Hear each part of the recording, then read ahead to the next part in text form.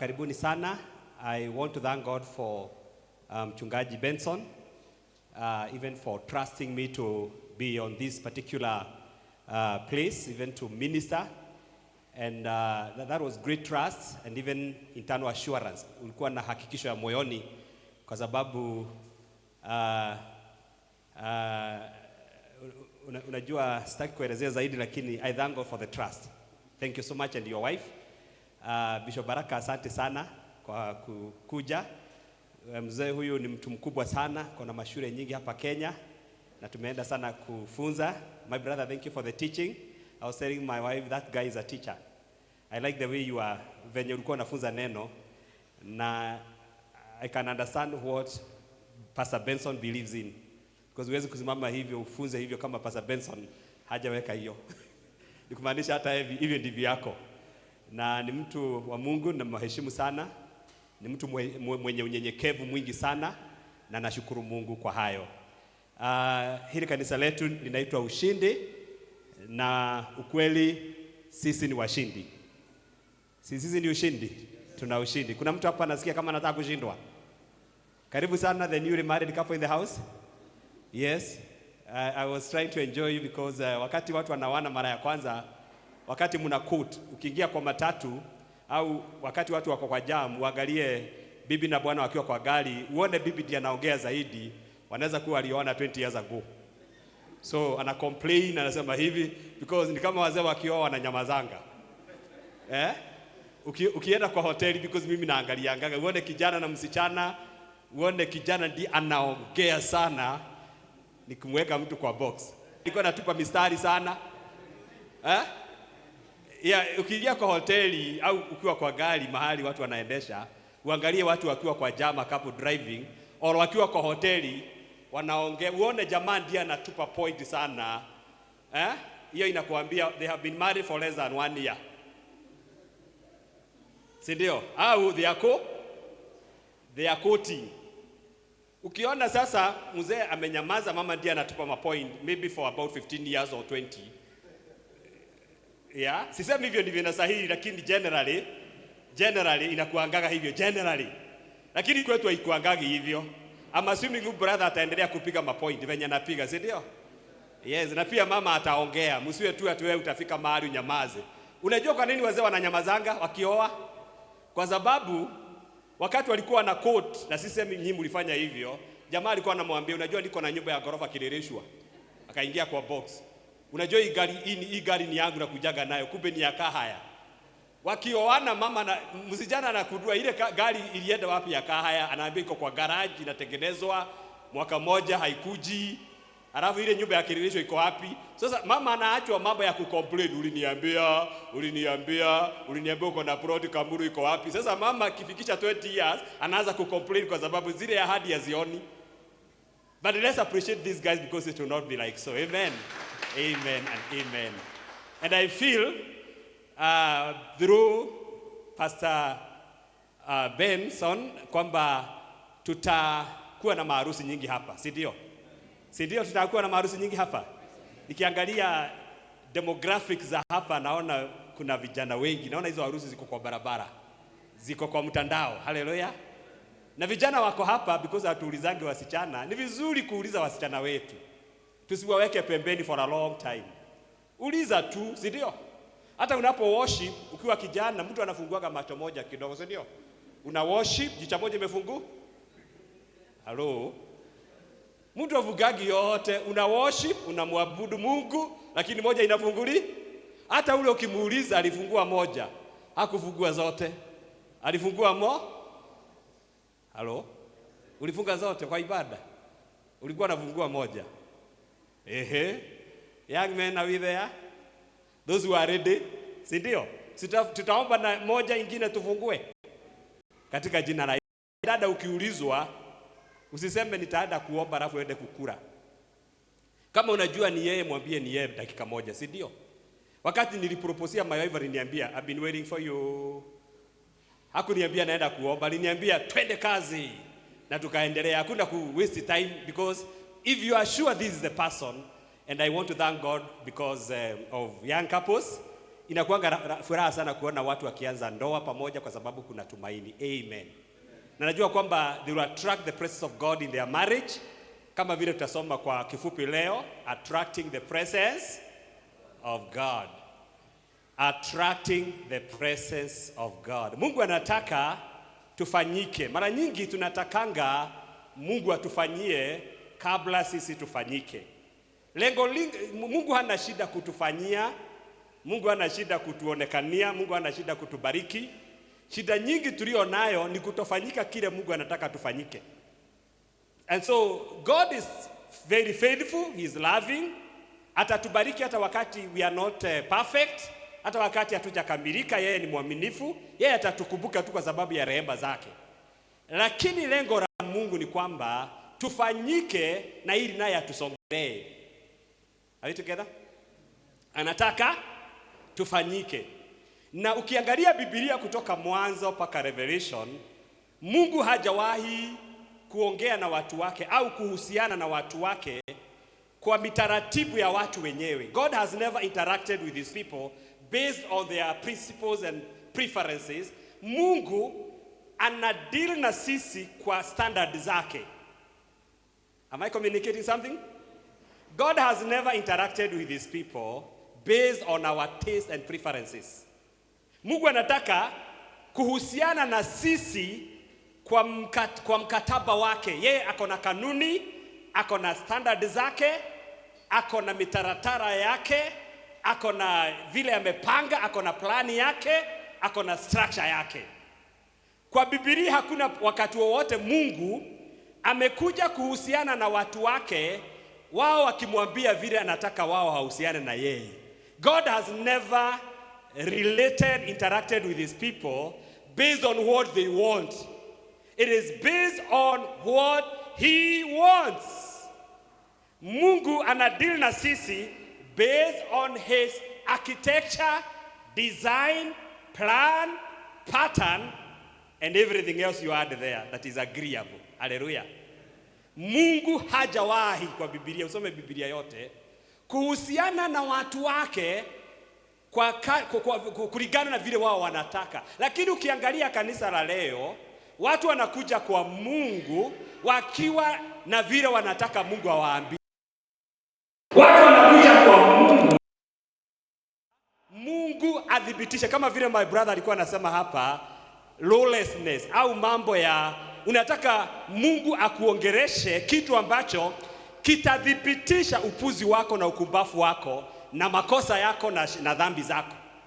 Siku ya leo ukiongea mambo ambayo yanadhibitisha dhambi za watu, utakuwa mhubiri wenye sifa. Can I say it again? Are you listening? Ukiongea kitu ambacho kina confirm my foolishness, I might become your friend. But there are sometimes Mungu anaongeanga, anapoongea anatu comfort, anatu encourage, and other time anatu correct. Other time anatu confront. Kwa hivyo wewe ukitaka Mungu, ukikuja kwa Mungu tu akuambie kile unataka kusikia, itakuwa hatari sana. Si ndio? Wewe unakuja tu kwa sababu hata siku hizi wakati tunafanya watu counseling, watu wengi wakikuja pengine nikapo wamekosana, wanakuaga wanajua solution. Watu wengi wakikuja kwa mashauri wanakuaga na solution. Na ndio maana wale watu wanashauri watu wanaambiangwa usiwapatie decision because wanajua answer. Wasaidie kutekeleza hiyo jawabu wanajua. Watu wanajuanga makosa. Hata wakija wamepigana, they know the solution, they know the answer. Sasa wewe unawasaidia kudiscover that answer na vile wata implement hiyo solution wanajua. Hakuna mtu anakujaga kwa mashauri bila kujua solution. Uko nayo? Mshauri tu anakusikiza, akikusikiza na kuuliza maswali mawili, anakusaidia tu hiyo answer ambayo unajua na utumbii, anakusaidia tu kuondoa kiburi kidogo katika jina la Yesu. Are we together? Na maandiko yanasema katika kitabu cha Timotheo kwamba siku za mwisho watu watakusanya walimu wao ambao watawaambia mambo ambayo wanataka kuyasikia. Watu wenye masikio ya utafiti. Unajua masikio ya utafiti? Masikio ya utafiti ni masikio ambayo inataka kusikia the new thing in town. Hey, kuna mhubiri mwingine ametoka Nigeria, sisemi ni vibaya kwenda mikutano. Unasikia unataka kuna mwingine ametoka Rwanda. Na anaenda kukuambia tu kile umeambiwa hapa mara nyingi na hutaki kusikia. Lakini Waroda akikuja utasikia, lakini kuna mambo hapa umeambiwa mara mingi, hata kama Mungu ameongea mara moja, lakini wahubiri wanasisitiza mara nyingi ili ushike. Masikio yenye utafi. Halo, masikio yenye wapi? Wanataka kutafuta wapi? Lakini they are not ready to do. Masikio yenye utafiti ni kwa sababu gani? Wanataka kuambiwa mambo ambayo yanadhibitisha dhambi zao. Wanataka kuambiwa mambo ambayo yanadhibitisha kutojua kwao. You want to be told things that confirm your ignorance. Can I say it again? You want to be told things which confirm your... Ukiambiwa hiyo ambayo ina confirm your ignorance, praise the name of the Lord. Ukiuliza how was the service? Powerful. But did that power transform you? Did that power transform you? Yes, the service was very powerful. Speak it, brother. Hallelujah. Ni sawa. Hata sasa ukiamka tutapiga makofi, hakuna shida. Lakini nakuuliza, baada ya hapa utabadilika ukitoka pale? Kama ulikuwa unampiga mke wako fivefold ministry, utaacha kumpiga? Hilo neno limekubadilisha? Haleluya. Kama ulikuwa kanua monjore, unajua kanua monjore is a Greek word ya mtu ambaye anaongeaga sana bila kufikiria. Kanua monjo? Unajua hiyo neno ya Kigiriki kanua monjo? Mtu anaongeaga sana lakini hafikiri kile anaongea. Na anaweza hata kusengenya watu, anaweza kuongea maneno ambayo hayafai kuongewa kwa wakati huo anaongea. Ni kanua monjo? Wanazivu sana. Kanua monjo? Mnajua kanua monjore? Mnajua kanua monjore? Kuongea saa na udaku. Hilo neno likija litarekebisha udaku ndani yangu. Hilo neno likija litanibadilisha. Na kwa hivyo Mungu anataka kudeal na sisi kwa mikataba yake, kwa standard zake. God does not want to deal with his people based on their preferences and their tastes. God in the Bible wants to deal with us based on his principle and model and pattern. Mungu akona njia ya kudeal na sisi. Haleluya. Tuko pamoja? Na ndio maana ndugu yangu alikuwa anasema hapa asubuhi, watu wanakuja wanataka marriage ya mwanamume na mwanamume ihasalishwe kwa sababu unakuja ukitaka kudhibitisha uasi, si ndio? Na mahali ambako watu wanadhibitisha hayo utapigiwa makofi. Unataka kudhibitishwa kutojua kwako, hautaki kujua. Listen here as I finish. Unanisikiza? Tuko pamoja? Yale mambo ambayo ukiambiwa na kukasirikanga mara nyingi yanakuangaa kwa sababu kuna kitu hutaki kubadilisha. Maybe I can say in Kikuyu, maundu maria waragerio ukangoreka na ukangathia na ukagena mathugota makoragwo maundu maria Ngai aragukania ukarega. Nita translate. The things that sometimes offend you whenever God speaks to you, they are the same things, or that message is meant to change some things in your life. Sometimes when people get offended, sio kwa sababu hiyo neno liko na shida, ni kwa sababu hilo neno linaguza sehemu katika maisha yetu ambayo hatutaki kubadilika. Tuhamwe? Tuko pamoja? Mtu atakwambia, na unaongeaga sana wewe, haupiagi watu nafasi ya kuongea. Kwani mdomo ni yako? Kwani mdomo ni? Unajua sasa hiyo ni offense. Unarekebishwa tu kwa upendo. No haragia mo. Tunataka kukusaidia ili uwe nasikiza wengi. Lakini mtu anakuazika anaanza kutupa migo. Halo. Unachelewangwa sana. Unataka nikuje na uko na nyigana na yeye na yangu, unataka nikujage pamoja na kuku. It's like unaambiwa kitu ambayo kuna tabia unastahili kurekebisha. Na kwa hivyo kama tunataka kuattract God's presence, lazima to deal na Mungu based on his principles and patterns, not on our own preferences. Mimi ni Mkikuyu kutoka Nyeri. Na nikikuja kwa Mungu nataka kukuja na Ukikuyu wangu, si ndio? Nataka Mungu aconfirm Ukikuyu wangu. Lakini Mungu ananiambia aje? Mimi nataka udeal na mimi not based on Ukikuyu wako, based on my pattern, because niko na mpango kwako. That's why nilikuita, nikakutoa kwa giza, nikakuokoa, nikakuleta katika ufalme, na niko na makusudi na mpango mwema na maisha yako. Kwa hivyo weka zile shughuli uko nazo, weka pattern zile uko nazo ambazo ulisoma huko mbele. Si ndio? Hata pengine kuna watu sisemi wako hapa, wakikuja kanisani mpya watakuja pia na mambo walikuwa wanafanya kwa ile kanisa ingine. Wanakusema mchungaji, hapa mnaomba sana, hapa mna worship sana. Kwetu tulikuwa tunarukaruka na mgumo. Ile kanisa niliku. Lakini ukija kwa hii kanisa kuna pattern. Siku na maono. Siku na utaratibu, na umejoin hii kanisa, umeletwa na Mungu, unastahili kuingia katika huo mpango wa hii huduma.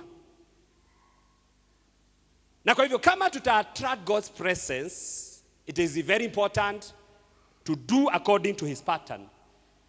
Nataka tuangalie hiyo nyumba. Nilisahau kumwambia na hubiri na kanisa ya Grace Impact Center. Hiyo ndio ministry yetu. Iko pale Kenyatta Road. Lakini nataka tuangalie hiyo nyumba. Hiyo nyumba ni Maisonette.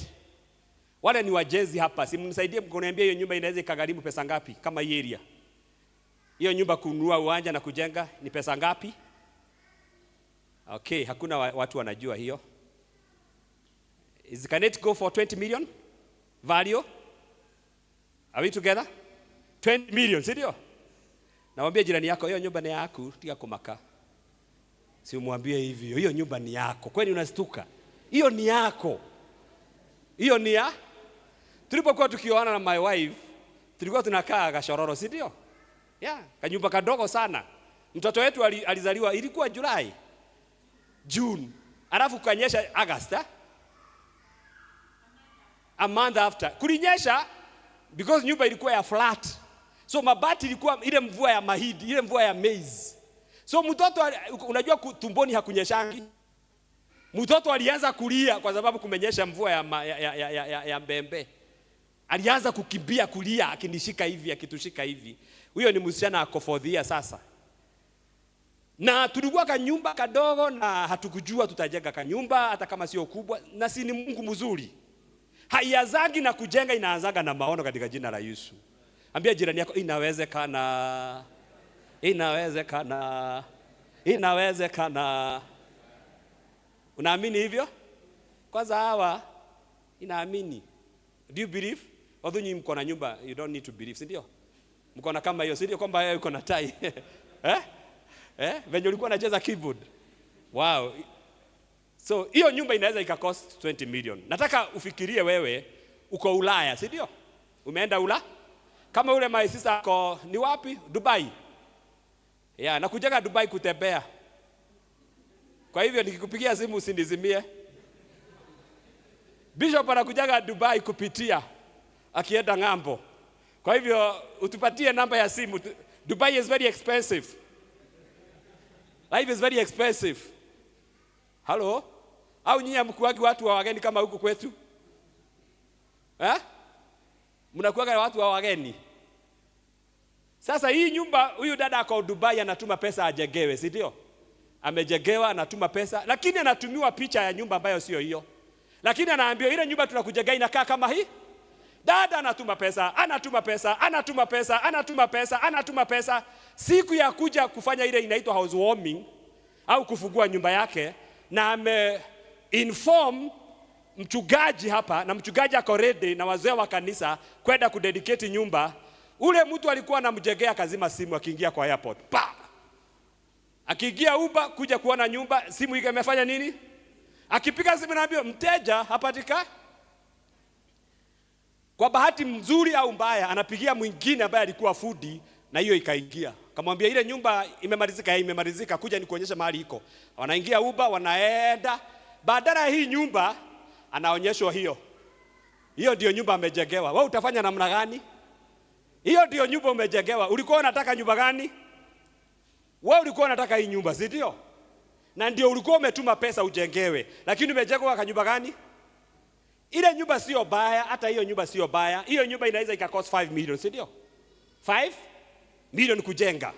Na sio nyumba mbaya hiyo, lakini ubaya wake ni kwamba haitoshani na kiwango cha nyumba ambaye nilikusudia kujenga. Utafanya namna gani? Hebu niambie nani atareact? Kuja my brother, naona kama umekasirika sana kwa sababu ya hiyo. Kuja utuambie utafanya namna gani? Kuja haraka. Kama ni wewe utafanya namna gani? Kuja haraka utuambie. Ndona warakara, ndona wayukirwo, ndukarute bara, no kwaria turaria, tutie na uru my brother. Ni kuongea tu na ubaya, ni kuongea tu. Ndona wayukirwo, no wayukirwo. Nimeona mhukiro, umeona kama umejaza gauge. Yes. Wewe kama ndio ungefanya aje? Naitisha refund. Unaitisha refund? Ukiwa umecheka. Ukiwa umesmile. Kasirika sana. Kasirika sana. So utaitisha refund? Na nini nyingine utafanya? We'll sue the contractor, the architect, and everyone who was involved. Yeah, architect, contractor, wote. Yes. Wanabu wafanye aje? Wakununulie coffee. Hapana. I would want justice. Justice how? Tafuta Mugiki. Sorry. No. Utafanya justice yaje? They will have to pay for the atrocities. Then through the court, eh? Good, thank you. You look for justice. Thank you. Nani mwingine? My sister kuja, utuambie utafanya nini? Au amini unaweza kujenga nyumba, au amini? Maybe uko nayo, huyu ako nayo, huyu ana shida. Huyu ako nayo. Tuambie vile utafanya. Wewe unataka kujenga nyumba gani? Umefika kwa airport, amezima simu, ule amechukua simu ni food moja ambayo ulikuwa na namba ya. Lakini food amekupeleka wapi? Amekupeleka wapi? Murera huko juu. Huko juu Murera ile ya kuna Murera nyingine ile ya kwetu ile ya Juda huko mbele kilomita kama 20 kutoka kwa hapa. Lakini nyumba ilikuwa wapi? Ilikuwa hapa. Ilikuwa hapa. Utafanya aje? I'll sue the contractor and seek for compensation. The same. Anaongea ile Kiingereza ya US, ndio? I'll sue the contractor and seek for compensation. Unasikia hiyo Kiingereza ni ya US, eh? Kwa hivyo ametoka US na amejenga nyumba. Si hiyo ni mbaya sana?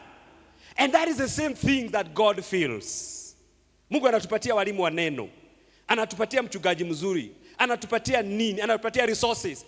Anatupatia jengo kama hii tusiwe tunyanyeshewa katika jina la Yesu. Lakini kile tunazalisha hakiingiani na kipimo ya Mungu.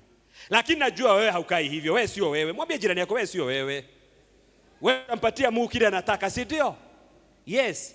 And so if we want to attract God's presence, lazima tujenge kulingana na ratiba, si ndio? Kuna pattern, kuna muundo wa nyumba Mungu anataka. Kuna maisha ya kijana Mungu anataka itoke ndani yako, si ndio? Mungu hataki ushoga. Alikuumba uoe msichana. Kama wewe ni kijana uoe msichana, alafu kijana anatoa nini? I feel like na wewe ni kijana. Wewe ni kijana. Ulizaliwa ukiwa mwanaume. Hakuna mtu anazaliwa akiwa shoga. Shoga ni pepo. Na kama kuna mtu ako na ushoga tutaiondoa katika jina la Yesu. Mchungaji wetu ako na mafuta ya kufukuza katika jina la Yesu. Ni kitu inaingishangwa, inaweza kuingishwa na pornography, inaweza kuingishwa na sinema za uchafu, inaweza ikaingishwa na dhambi ya uzinai, ni kitu inaingia kwa makusudi yako. Na kuna zingine zinaingishangwa hata mtu akiwa mdogo. Hello. Tell him I'll give God what he demands. Maybe you can take 5 minutes and just tell God, Lord, I want to give you what you demand in Jesus' name. I want to give you what you demand from me in the name of. Open your mouth and tell God, I will give you what you demand, not anything less, oh God. Amen. That is our prayer. Amen. Your marriage, you are starting off. Amen. Najua mmepewa counseling, si niongeze tu hiyo. Your marriage, you must give God something that he desires. Hello? You are giving God what? This or that. You give God the standard, see you? Hello? Young men, are we ready to give God what he's demanding from us? Na hiyo ndio ita attract God's presence. Kuna pattern Mungu anataka ndoa zetu zijengwe na hiyo pattern. Ndio? Kuna pattern vijana wanastahili kuwa nazo wanapokuwa. Na mitindo iko kwa Biblia, kuna pattern kwa Biblia. Ukisoma Biblia iko na mchoro wa hiyo nyumba. Amen. Na maandiko yanasema sisi ni nyumba ya Mungu. Sisi ni shamba la Bwana. Petro anasema hivi, sisi ni kama mawe yaliyo hai. Tunajengwa nyumba ambayo maskani Roho Mtakatifu atakaa hapo ndani, si ndio? Mimi ni mawe na wewe ni jiwe moja hiyo nyumba. Wewe ni jiwe moja, na wakati jiwe moja haikuji kwa site kwa wakati ufaao, inaharibu mjengo. Nataka kumaliza hivi. Na sisemi watu wamechelewa leo, nisijaona mtu amechelewa, lakini ngoja ni assume umechelewa. Na wewe ni jiwe moja ambalo linastahili kuwa linaongoza worship. Kama my brother akichelewa, si kutakuwa na shida ya keyboard. Kama ungekuja saa ngapi? Mnaanzanga worship saa ngapi? Saa 3. Just imagine kama ungekuja saa 11. Wewe ni jiwe, si una affect worship. Halo. Hebu uliza jiwe iko karibu na wewe, ulikuja saa ngapi jiwe? Wewe jiwe ulikuja saa ngapi? Kuja kwako kuli affect anything? Au wewe hausikiki? Hakuna jiwe ambalo linajenga hiyo nyumba ambalo halina umaarufu, si ndio? Kila mawe iko na umaarufu. Oihigari na fata, kila jiwe liko na maana, na hakuna mtu anastahili kufikiria yeye sio maana.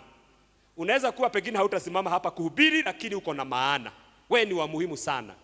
Pengine asubuhi uliomba 1 hour, ndio maana kuna breakthrough katika jina la Yesu. Hallelujah. Maybe ndio watu wanaokoka kwa sababu ya maombi yako. Hakuna mtu anajua unaomba, lakini unaomba na mambo inafanyika hapa hata bila watu kujua. Kwa sababu wewe ni jiwe lililo hai. Hebu niongeleshe mawe. Okay, piga hiyo mawe hi-fi. Piga hiyo mawe hi-fi. Mwambie sasa umepewa jina lingine. Mwambie wewe ni living stone na sio ule wa history. Mwambie wewe ni living stone. Mwambie wewe ni living stone. Wewe ni living stone. Na najua mawe haifanani, si ndio? Kuna mawe ingine inakaa hivi, kuna ingine inakaa hivi. Na hata kama hutaki sura yangu, kuna mahali nitafiti kwa hiyo jengo. Si ndio? Sulemani alipokuwa akijenga hekalu, ni kama sio vile tunajengaga na hii mawe uniform ya darugu, walikuwa wanajenga na mawe ambayo imepasuliwa kutoka kware ikiwa na sura yake ya kibinafsi. Hakuna mawe iliyokuja kujenga hekalu ilikuwa inafanana na ingine kwa sura. Sio kama hii ya darugo, si ndio? Na kwa hivyo Mungu aliambia Sulemani, sitaki kusikia sauti ya chizo na hama kwa site. Manake hiyo mawe already imechongewa wapi? Imechongewa wapi? Ilipokuja kujenga haikustahili kuchongwa tena. Mwambie jirani, mimi nimeokoka. Praise and worship wakija hapa, mmoja wao akikosea hawastahili kufanya hivi. Because hao wamechongwa, si walikuwa praise and prayer. Hiyo si ni kwale. Hello? Sasa tukija hapa tuanze kukosana na my wife, si tutaharibu mchuzi? Tutaharibu kanisa? My wife nianze kuja hapa wewe. Because hii sio place ya kugombeza my wife. Hii ni kujenga, tunajenga. Haleluya. Tunachogewa kwa maombi, tunachogewa wakati tumeenda maombi na yeye, tunachogana, tunaongea, tukienda kukunywa kahawa, si ndio? By the way, my wife sometimes ananunulianga lunch. Anyway, simpigie makofi. Tajuzi alinunulia kakuku, lakini tulikasirika because kalikuwa hakaja hiva mzuri. Sometimes. Hallelujah. So tukija hapa tuanze kukorofishana, si tunaharibu kazi ya Mungu. Ni kusema hatukorofani. Tunakorofana, si ndio? We are not perfect. Lakini kuna mahali pa kufanya nini? Pa kumwambia, si ndio? Hello? Yeah. Kama vile this lady is very excited, utagundua huyo anangorotanga usiku. Usipojichunga utakuwa familia na yeye. You have to remove familiarity. This is a human being. Human beings wanangorotanga kwanza wakianza kutajirika. Unajua ukimpikia hiyo tumbo itakuwa kubwa, lakini mwambie aendage gym kidogo, si ndio? Yeah. Mimi nilipooa nilikuwa na 49 kgs, 49, si ndio? Sasa niko na 75 najaribu kupunguza to 70. Yeah, hiyo ndio shida ya kuolewa na bibi anajua kupika, si ndio? Because utakula paka ushidwe. Yeah, nilikuwa nakula mkate nusu na avocado na lala na turungi nikiwa kijana. So nilikuwa na 49 kgs for sure. Hii sio mzaha. Nikaendelea nikajikuta niko 75, lakini nataka kupunguza iwe 70 katika jina la Yesu. Si uniombe? Utaniombea? Huh? So we want to attract God's presence. Huyo ni mnyama. Si unaona hiyo ni ndege? Amepewa hekima ya kujenga na Mungu. Na my brother alituambia about maumbile. in the book of Romans chapter 1. Romans chapter 1. Wale walikuja Bible study. Romans chapter 1. Akasema hivi, kupitia maumbile na ile tunaitaka conscience yetu, tunajua kwamba Mungu ako hata bila sheria. Wale watu walikufa zamani, hata wakati kabla ya kusikiza injili, watahukumiwa na conscience na kile Mungu alikuwa ameumba, hata kama hawakuhubiriwa injili hii. Wale walikufa ambao hawakuwa katika sheria ya Musa na hawakupewa nafasi ya kusikia injili venye tumesikia leo, na wale wanaitwa wazee wa kema. Sasa hao wazee siku hizi lazima watubu dhambi. Lakini wakati wazee walikuwa wanaenda milimani wanaomba, Mungu alikuwa anawasikia kwa sababu hawakuwa na njia nyingine ya kumuongelesha. Tuko pamoja? Lakini baada ya Yesu kuja kufa msalabani na injili kuhubiriwa, hakuna mtu ako na excuse. Lazima uokoke, na kama hautaokoka utaenda kwa shetani. Utaenda ukismile. Nilisikia Raila akisema usijali wa former prime minister, ukienda biguni utakuta utafurahi. Ukienda kwa shetani utakuta marafiki zako. Na mtaenjoy. Kwa hivyo I will miss Raila. I will miss Ogwambo. I will really miss Ogwambo. Alikuwa anasema usijali. Ukikufa kama wewe ni wa biguni, utaenda biguni na ufurahi. Kama ni kwa shetani utakuta marafiki zako huko kwa shetani. Who want to meet your friends in hell? That's not a comedy moment, eh? Yeah, it's not a good place to go even if there are some good friends there. And so kuna wale walikufa kabla wasikie injili, watahukumiwa na nini? Na kile walichua wanaona maumbile ya Mungu, na pia dhamira zao zile tunataka conscience ambazo zilikuwa zinawa excuse na accuse. Zilikuwa zinawahukumu na kuwapatia green light ya kufanya vile walikuwa nafanya. Kwa hivyo hakuna mtu ambaye hana huku. Kwa hivyo ule guka wako alikufa zamani kabla ya kusikiza injili, atahukumiwa na nini? Na kile Mungu alikuwa na dhamiri za, hakuna mtu hata kuhukumiwa siku ya kiyama. Watahukumiwa kila mmoja. Na hiyo ndio justice ya Mungu kama vile tuliambiwa asubuhi. Ukiangalia huu ndege, tunasoma nini? Tunasoma kanuni za Mungu za kujenga. Hallelujah. Ambia jirani yako tukashindwa ni thonjo gwiciria. Okay, hebu tuseme kwa Kiingereza, hii ni thonjo. Thonjo ni weaver bird, eh? Mwambie don't be challenged by the weaver bird in reasoning. Okay, mwambie na Kikuyu kama unajua Kikuyu, tukashindwa ni thonjo gwiciria. Thonjo ya gushinda. Thonjo hiyo weaver bird inakufikiria kukusida bwana. Inaweza kuwa na architecture, si ndio? Hiyo kitu si imejengwa na plan. Tunaona mvua, si ndio? Kuna gradients. Hiyo kitu haiwezi kunyesha. Mahali opening imewekwa, unaona ni mahali ambako hapawezi kufikiwa na maji. Kuna ingine hiyo imejengwa mwisho wa tawi, kwamba hakuna mnyama mzito anaweza kufika hapo. Hiyo ni safety na security. Are we together? Kama kwa maumbile yale Mungu anaumba, tunajifunza na hatushiki, tutafuzwa na nini? Teresho mwana ogea utaithia hadoga taithika we. Ogea utaithikira ogea. Hii ni kitu ya kusoma, hii ni kitu inahitaji degree bwana. Hii inahitaji degree. Inahitaji degree. Maitho tu arothio. Kitu ya kuona sio ya masomo. Hii mjama ako na akili, si ndio? Hello? Na wakati mtu anakunywa bangi, are they taking care of their safety? Protection. Unajua mikiwa Gen Z, na sisemi ni hawa, sikuwa na uoga wa kwenda usiku. Nilikuwa natoka nyumbani kama saa 8 ya usiku naenda kwangu. Nikiwa Gen Z. Because Gen Z wanafikiriaga hawezi kukufa. Lakini ukizeeka ufike miaka yangu, ujue kifa inaweza because niko na mke, niko na watoto, sitaki kwenda haraka. Na niko na tumari kidogo. Mimi nilikuwa naacha nyumba yangu nikienda kesha nikiwa kijana haijafungwa. Because kama ningeifunga na kufuli wezi wangejua, kaiyo kwa single room mwenyewe hayuko. Leo datika nyumba itahigete. Sikuwa nafunga nyumba yangu na kufuli. Ili wezi wakija wafikirie nimeenda choo. For a whole 3 weeks or even 1 week bila kufunga nyumba. Nilikuwa tunarudisha mlango na hakuna mtu alikuwa anaingia kwa hiyo nyumba. Hata kama hakuna kitu ingeibiwa huko ya maana. Lakini saikolojia, si ndio? Ni ujanja. Haleluya. Yeah, hiyo ni mambo ya safety. Hata wewe ukiwa kijana ni vizuri kujua usiendage usiku peke yako, utagongwa. Mimi nilikuwa naenda usiku saa 8 saa 9 ati vijana wa kufangi. Siku moja nilishikiwa pale Ngara karibu nikufe na wezi. Nikajua vijana wanaweza kukufa. Na wako ni dhuru lakini waliniiba everything. Na nikatoka damu hapa because waliniguza na very sharp knife. Vijana wengine unaona nafungua kifua hivi, si ndio? Kifua hiyo kifua ni deni, hiyo deni itatoka ikuwa 60. Hiyo kifua ambayo haukavi itakuuliza ukua. Unaona wasichana wetu, unakula nini? Hata niko nao majenzi kwa nyumba, chips. Hakuna maboga. Juzi my wife alikuwa ananiambia Irene, si Irene is our daughter, si ukule mboga. Na muangalia Irene anasema siku moja utafika utaanza kupata watoto, hiyo itakutafuta. Kwa sababu ukule mzuri, kwa sababu ya maisha yajayo katika jina la Yesu. So safety is very important. Hallelujah. Nataka kumaliza. Sio ni Noah alijenga hiyo Sabina.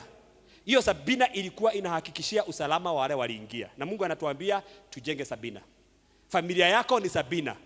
Maisha yako ni Sabina. Ujana wako ni Sabina. Kuna vijana watakuja wapotelee kwako.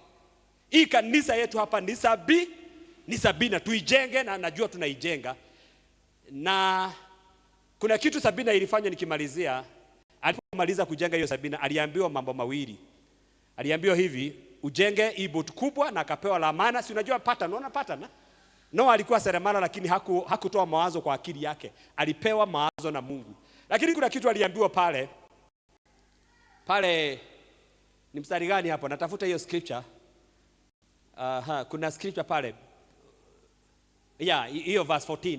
Genesis chapter 6 verse 14. Build a large boat from cypress. Unaona hata material inakuwa specified, Na tunajua cypress ni waterproof na iozi haraka, si ndio?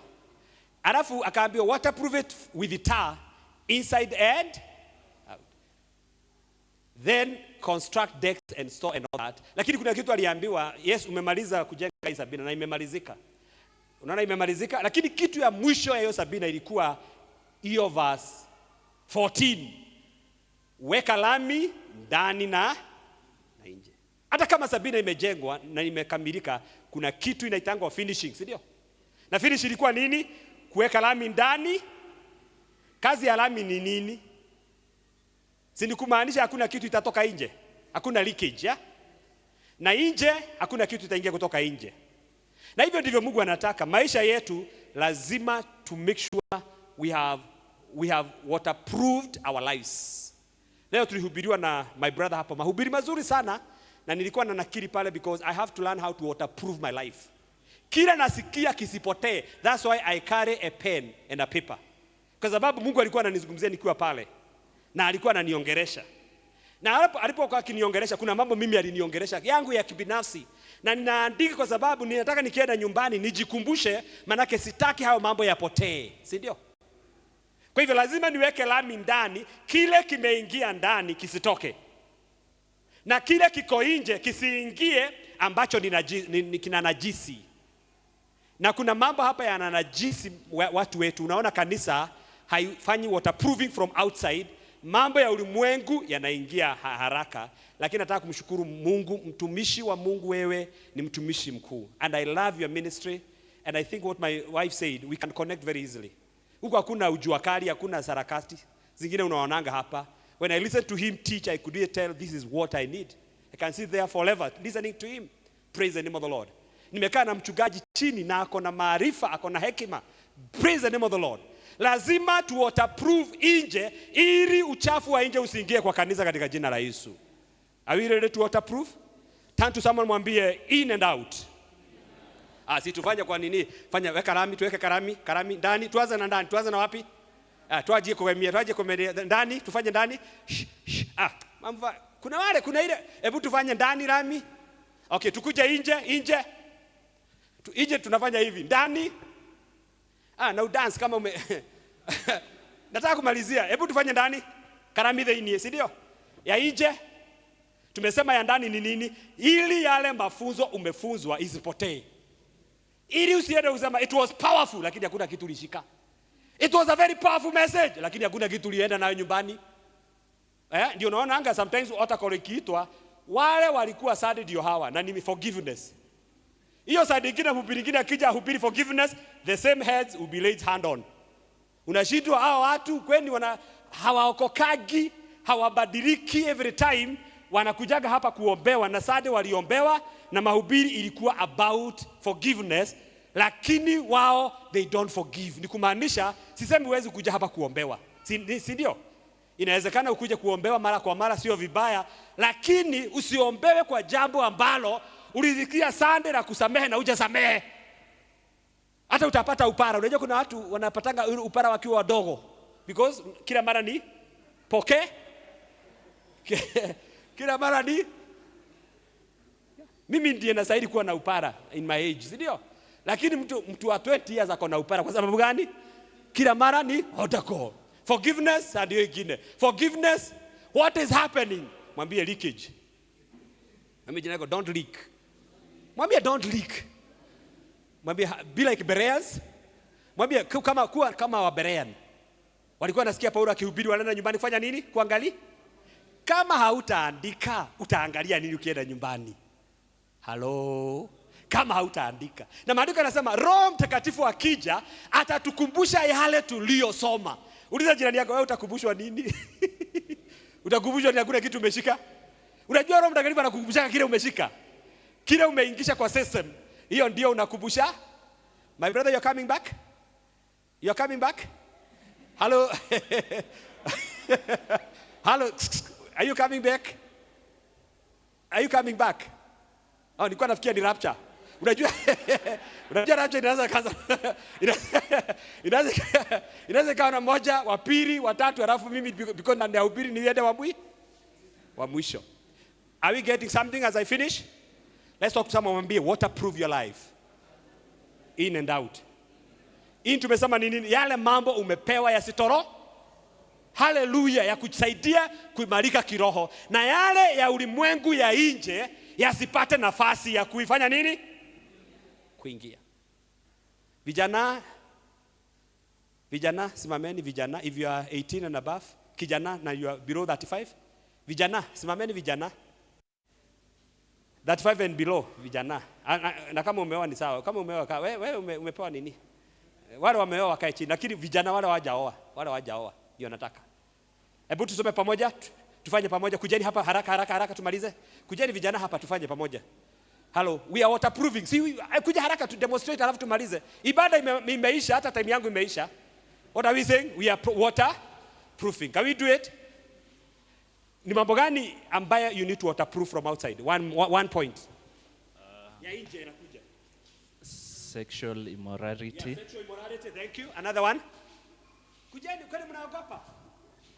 Kujeni hapa. Drugs. Mambo ya drugs. Hiyo drugs, how do we deal with the drugs? Stop drug abuse. Good, yeah.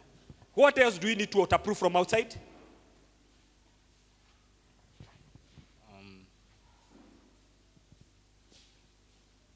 It should be discipline. Maintain discipline. Okay, what else do we need to maintain on the inside? We waterproof inside to protect what? Value, sindio? What value have you learned? Not here, anywhere. Hata sio kama leo. Sio lazima hiyo ni leo. Having a good life and seeing the Christ in the future. Good. Are you filled with the Holy Spirit? Unaongea na ndimi? Ramashaka rabajando gorogo tengakaenda. How old are you? 25. Mimi just by 25 I was preaching and making people fall down. So ukijazwa Roho Mtakatifu unajua umejazwa ni vile hauongei na ndimi. Sio ni vizuri kuongea na ndimi. Haleluya. Kama huyu unaona huyu anaongeanga. Hebu muulize alifanya nini? Wewe unaongeanga? Unaongeanga na ndimi? Ramashaka karanaga yanda kocheka. Do you speak in tongues? Good. Hebu muulize alifanya aje aongee na ndimi. Muulize. Maombi. Kwani wewe hujazwi? Na ni gift. Haununui. Tumekubaliana. So ukijazwa because utajazwa, si ndio? Na usi utajazwa kama huyu. You are supposed to insulate inside. Ilo Mtakatifu asifanye nini asili? Are we together? Vijana hebu tuseme hivi. Tufanye hivi ngumi. You declare after me. I declare. Hapana hiyo si mzuri. Fanya kwa haraka. I declare as a young man in Ushindi Christian Ministries, I will seal my life from inside and out. I will avoid all manner of spiritual contamination.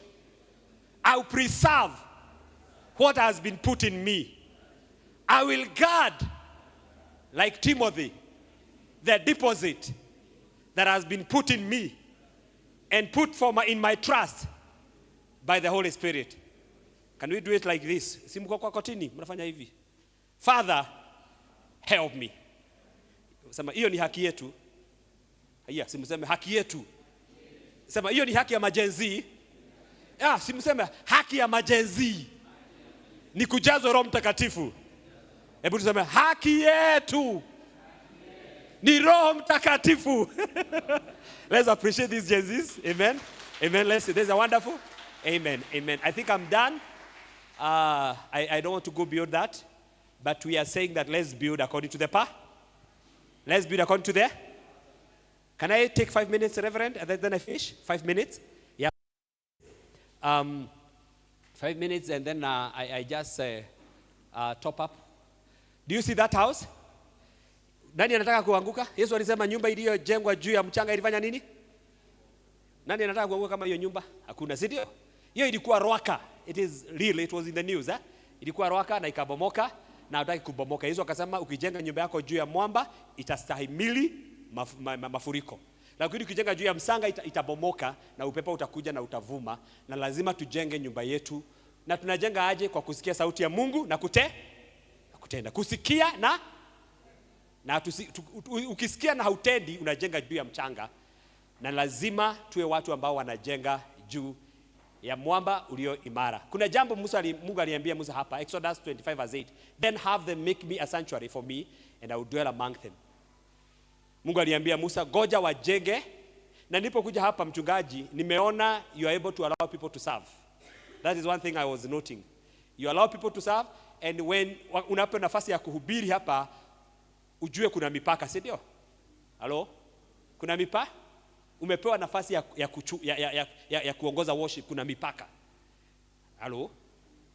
So mchungaji anatupatia nafasi ya kujenga. So then have them make me a sanctuary for me. Nani wanajenga? Ni pastor au ni sisi?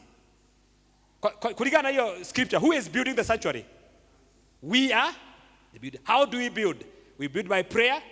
Tunajenga kwa kuja hapa kwa mkutano kama huu, kwenda kwa maombi ya Tuesday, Wednesday, whatever time we meet, mikutano ya mama tunajenga. Nani anajenga?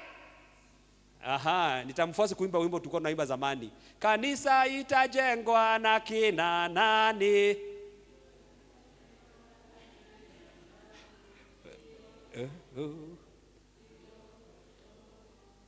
Wamama, kanisa itajengwa na kina mama.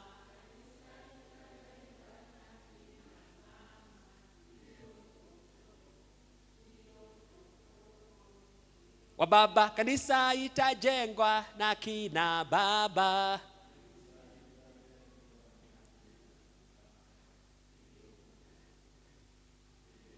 Twende kwa vijana, kanisa itajengwa, kanisa itajengwa.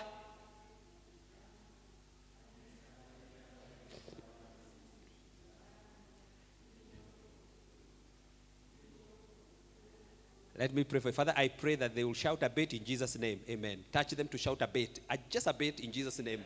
Lord, I pray that you add their volume. Kidogo tu, Father, in Jesus' name. My prayer has been answered. Amen. So, then have them make me a sanctuary. Make them. Who is making a sanctuary? Na sanctuary kimalizika, what will be the result? It is there. The answer is there. Kuna Mwakenya hapo. Jibu na Mwakenya iko ha? Okay, nani anajenga? Okay, ikijengwa, what will happen? God will. Meaning, if you allow pastor to build alone, then God will not come because he wants all of us. He's our leader, but you must pray. Sindio? You must participate. Lazima sehemu yangu ionekane katika kujenga. Kuna wale wamebarikiwa na pesa na najua wako nazo, sindio? Kuna wale hawana nyingi na wanaleta kile wako nacho kidogo. Kuna wale wanaleta maombi katika ujenzi. Kuna wale wanaleta baraka za aina yote. Kuna wale wanaletaka presence yao. Wakiwa hapo imetosha hata bila kuongea. Unajua kuna mtu akikosa kwa ibada tunajuanga amekosa, hata aogeangi. Lakini hebu ulize jirani, unaletaka nini kwa ujenzi? Muulize tu pole pole kwa upole. Wewe unaletaka nini? Nini unaletaka kwa ujenzi? Si tulizane, ulize jirani yako, wewe unaletaka nini kwa ujenzi? Unaweza kuleta maombi, si ndio? Si ndio? Unaleta kuleta presence yako Unaweza kuleta unaweza kuleta maombi, unaweza kuleta, hakuna kitu anastahili kukosa kuleta. Si ndio? Because it is them. Ni them, si ni them, sio ni plural. Let them. After that, what will happen? God will dwell among them. So how can we attract God's presence? By all of us participating in the building. Are we together? Hebu nione mkono, nani anataka ku attract the presence of God in this church in a bigger way? I know God is here. Are we together? What will enhance the presence of God when all of us are doing together? Si ndio? Tusiombe ati pasa wetu ndiye anaombaga peke yake. Ati pasa wetu ndiye anafanyanga mambo peke yake. Na najua mfanyangi hivyo, lakini kila mmoja wetu kama jiwe iliyo hai, you must do something to attract God's presence. Hallelujah. Tell your neighbor, I will attract the presence of God in this church. Mwambie, I will participate in making sure. Turudie mtoto wa Aremi. Kuna Waremi nimeona. Turudie kwa sababu ya Aremi. Kule Aremi. Turudie kwa sababu ya wale hawakufanya, wale wa Aremi. Unajua kuna Aremi.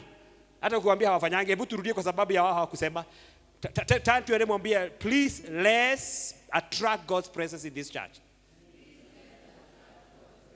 By all of us participating. So build. Na kaambiwa, when you build, you make sure you build according to the pattern I show you. There is a pattern, and that pattern is in the word of God. Amen. There is a pattern from God's word, and that pattern is there. It is in God's word, and it is there. Na wakati ilijengwa kulingana na pattern, Numbers chapter 9 verse 15 nasema aje, ile siku hiyo hema ilijengwa kulingana na mtindo wa Mungu, presence ya Mungu ilijidhihirisha kama wingu. Na nikubainisha kwamba tunaweza tukaleta presence ya Mungu hapa Kenya, si ndio? We don't need to go to America to be rich. We can be rich here. Do you believe in me? Sisemi ni vibaya kwenda America. If God opens a door for you, go to America, but here you can also be rich, because what God is saying, I want a pattern, and then I will bring my cloud. Nataka pattern, nataka nione mtindo wangu, nataka nione utiifu, na nitaleta wingu langu kwako katika maisha yako. Na hiyo wingu haikuhama, si wingu ni uwepo wa Bwana. Na hiyo wingu haikuhama usiku na mchana, na ndivyo tunatangaza katika jina la Yesu, wingu ya Roho Mtakatifu isihame katika maisha yetu mchana na usiku. Usiku ni wakati mambo ni magumu, mchana pengine wakati mambo ni mazuri, si ndio? Na tunaomba kwamba hiyo wingu ya Roho Mtakatifu isihame katika maisha yetu, katika familia zetu. Hiyo wingu idumu katika maisha yangu. Kama kijana nataka kuona wingu. Hallelujah. Hebu fanya hivi. Ushaona ile movie inaitwa The Gods Must Be Crazy? Kuna kijana anawekanga kafibu hapo, aonekana akiwa mkubwa, si ndio? Asiriwe na fisi. Yetu sio hiyo fibo. Yesu ni presence ya Mungu. Hallelujah. Mwambie, the presence of God is upon you. Mwambie, the presence of God is upon you. Because you are building according to the pattern. Tunataka presence ya Mungu katika maisha yetu, ndoa zetu, familia zetu, twende kwa pattern, si ndio? Twende kwa pattern. What is the pattern? The pattern is the word of God. Let's lift our hands and tell God, thank you. Father, we thank you, God. Open your mouth and tell the Lord, I want to build according to the pattern. As a young man, I want to build my life according to the pattern, oh God. There is that pattern in your word, oh God. Help me to build my life according to your pattern, oh God. Lord, Father,